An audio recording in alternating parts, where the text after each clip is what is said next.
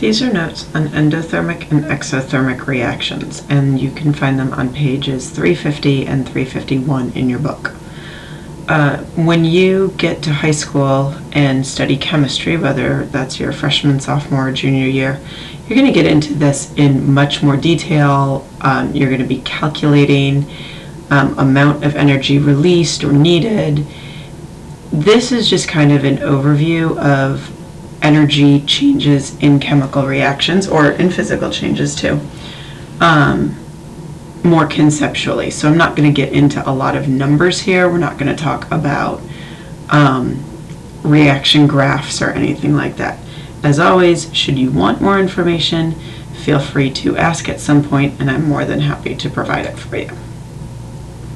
So a little about chemical reactions. So chemical reactions, anytime there's a chemical reaction, there is a transfer of energy, okay? And there are a couple of reasons for this. So, So let's look at the reactants. So remember, we have the reactants are the things that are reacting, and those yield the products. That's what you get in the end result. So the reactants, you need to break the bonds of the reactants, right? And energy is required to break those bonds. So you can think of this as somebody breaking through a table, okay? It obviously takes energy in order to break a table. It takes energy in order to break anything. So similarly, energy is required to break bonds. And you know what, I'm just going to put in here, just so we remember, those of us who have forgotten, that it's the reactants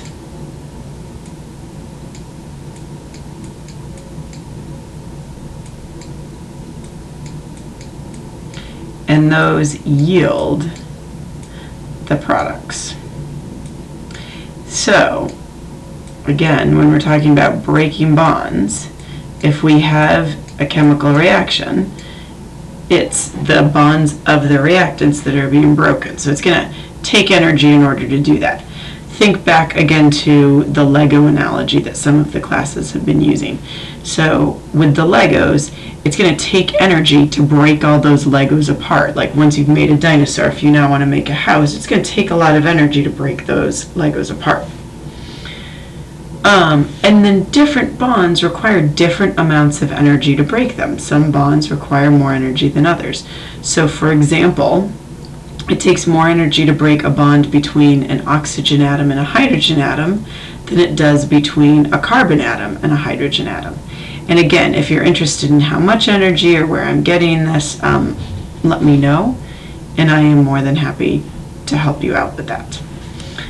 But suffice to say, different bonds do require different amounts of energy.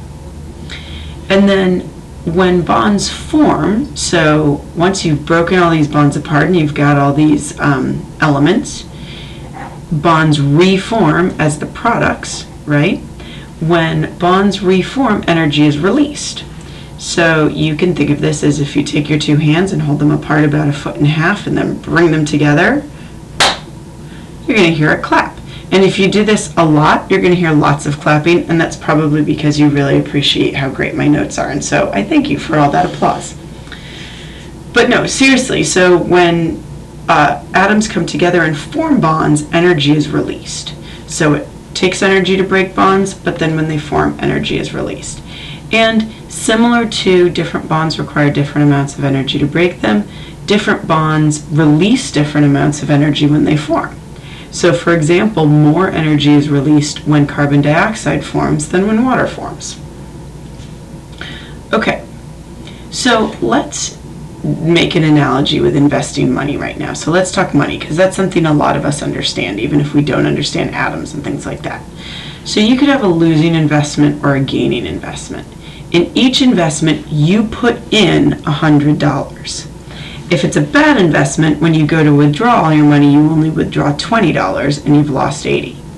If it's a good investment, when you go to withdraw all your money, and let's assume you're withdrawing all of your money, you're not leaving some in the bank, you withdraw $150, you've gained $50, okay? This makes a lot of sense. So the investment is the energy required to break the bonds. In both examples, you had to put in original money. The withdraw is the energy that's released when the bonds form. In both cases, you get something out of the bank in the end. The gain or the loss is whether it's an endothermic or an exothermic reaction. So the loss would be like an endothermic reaction because you've had to put in more money than you got out. You lost money on this. The gain would be an exothermic reaction. So you got something out of this. You put in 100, you got out 150, you've gained 50. And so if you think of these instead of money as kilojoules, that's pretty much what an endothermic and exothermic reaction are. So let's now look at this in terms of endothermic versus exothermic. So in an endothermic reaction, endo, think entrance going into, okay, N, that prefix N here, if you know your prefixes, your roots, N means to go into. Therm has something to do with heat or energy. So in an endothermic reaction, it takes more energy to break the bonds of the reactants than you get back when products form. So that's like the bad investment. You put in more energy than you got back in the end. Okay? And therefore, heat is needed from the surroundings. That energy is heat. So where's that energy coming from to break the bonds initially? It's coming from, think of the surroundings, the area around this reaction. But then that heat never goes back into the surroundings because it was a loss. And so if you had a thermometer, that would register a drop in temperature. On the flip side, an exothermic is exactly the opposite. So exo, again, think exit, going out, the opposite of entrance or enter. There we've got our therm, heat in the form of energy here, or energy in the form of heat, sorry. So in an exothermic reaction, it takes less energy to break the bonds of the reactants than you get back when the products form. So in other words, you get more energy back when those products form than it took to break those bonds. And so because of that, that's like your good investment. Heat is released into the surroundings. You get money back. So it took some energy from the surrounding area to break those bonds, but then you got back more than that initial investment when the products formed, and so you get all that heat back and more. And so a thermometer would register an increase in temperature. And a lot of people remember this by the word like explosion, X, okay? And so they think explosion, exothermic, you know that heat and energy is being released in an explosion. Now, that is a way to remember the two terms, but that is not to say that every exothermic reaction is an explosion. There are plenty of just nice, gentle exothermic reactions. All right, so let's have some examples. So let's look first at an endothermic reaction. So here is the reaction that we studied when we looked at the chemical reaction. So we have two waters yielding 2 hydrogen gases and 1 oxygen gas, except that I've switched it around. In this case, instead of the hydrogen and oxygen forming the water, I'm going in the reverse direction. So like when your physical science teacher put an electric current through water and you got hydrogen gas and oxygen gas, okay? In this case, this overall reaction requires 483.6 kilojoules of energy. Requires. So that means that it takes that much energy. In other words, it's going to take a lot more energy to break this apart than you get back when these form. Okay? Now that's a chemical reaction. You can also, though, look at endothermic with physical changes. So for example, melting an ice cube obviously requires energy, right? You need to put energy into the ice cube in order to get it to melt, to go from solid to liquid. And you do that with heat. And so melting an ice cube requires about 1.7 kilojoules of energy. A lot less, which is why it's a lot easier to melt an ice cube than it is to break apart water. but it still does require energy.